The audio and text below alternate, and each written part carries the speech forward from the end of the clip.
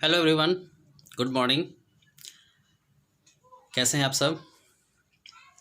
मैं कि प्रभात अपने नेक्स्ट वीडियो के साथ आपके सामने प्रस्तुत हूं।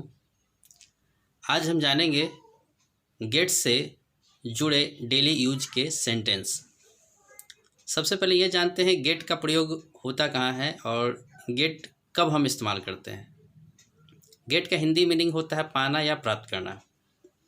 और गेट को अगर हम मेन वर्ब में इस्तेमाल करते हैं तो दो बातें ध्यान में रखनी होगी कि गेट का प्रयोग हम तभी करते हैं जब सेंटेंस में मेन वर्ब नहीं हो या नाउन हो या एडजेक्टिव हो, उसको एक्सप्लेन करने की ज़रूरत पड़े तब हम गेट का प्रयोग करते हैं।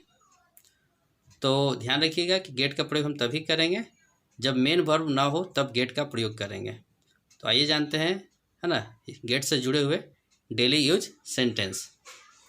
पहला है चाय ठंडी हो रही है। स्पोकन इंग्लिश में भी बोलते हैं हम लोग, है ना, भाई साहब चाय ठंडी हो रही है, पी लीजिए। तो इसको इंग्लिश में बोलेंगे टी इज़ गेटिंग कोल्ड। चाय ठंडी हो गई है। अब आपने ध्यान दिया नहीं और चाय ठंडी हो गई, तो कुछ इस तरह से बोलेंगे टी हैज़ गॉट कोल्ड। अब आप लंबी यात्रा से थक गए हैं, आप आए घर पर और बोलते हैं मुझे थकान हो रही है, तो आप इंग्लिश में बोल सकते हैं I am getting tired.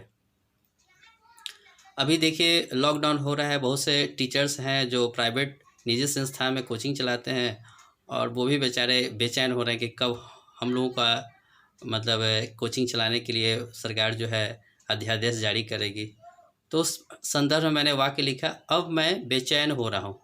I am getting restless now. Restless मतलब होता है बेचैन, RESTLESS, ठीक है। तुम बूढ़े हो रहे हो, है ना। कभी कभी देखते हैं अपने दोस्तों के बीच बोलते हैं अब तुम्हें बाल पक गया अगर सर का, तो हम बोलते हैं कि भाई तुम बूढ़े हो रहे हो, तो इंग्लिश में बोलेंगे यू आर गेटिंग ओल्ड। हाँ, मुझे गलत मत समझना। अगर हम किसी को सलाह दे रहे हैं उसके भले के लिए और उसको ये महसूस भी हो रहा है कि कहीं वो मेरी बात को गलत ले ले, तो हम कुछ इस तरह से इंग्लिश में बोलते हैं do not get me wrong. Okay, क्षमा करना मैं आपको समझा नहीं।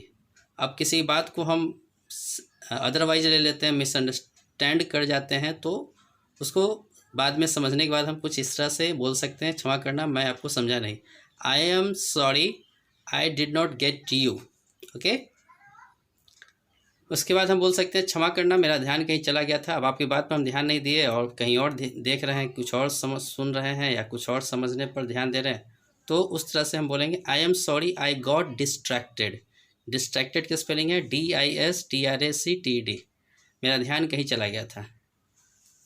आपको यह कहाँ से मिला? मान लीजिए कोई ऐसी वस्तु जिसको देख करके आश्चर्य लगा कि ये तो मिलता नहीं है, ये मिला कहाँ से इनको, तो उसको इंग्लिश में कुछ इस तरह से बोलेंगे where did you get it. तुम तैयार कब होगे? When will you get ready.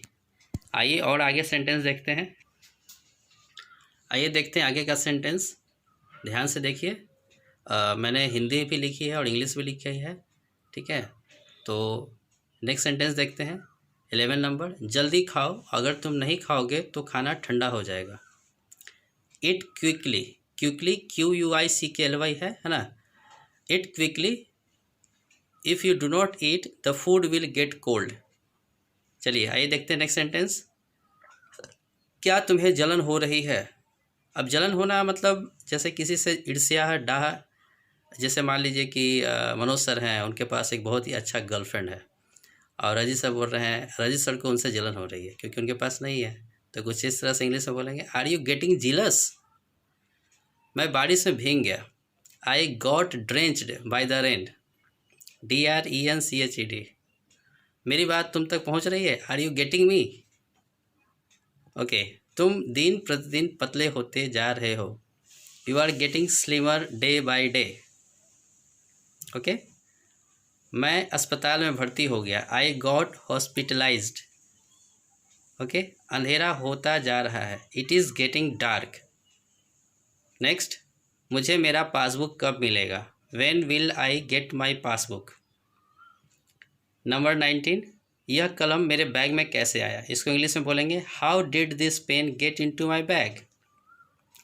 चिंता मत करो, मैं तुम्हारा काम करवा दूंगा, do not worry I will get your work done. So dear students, मैंने ये वीडियो बनाया है गेट का यूज कैसे करेंगे। तो आप इसको प्रैक्टिस भी कर सकते हैं स्पोकन इंग्लिश के रूप में। और अगर ये वीडियो अच्छा लगता है तो आप लाइक करें, शेयर करें। सो आज के लिए इतना ही। धन्यवाद। Thank you.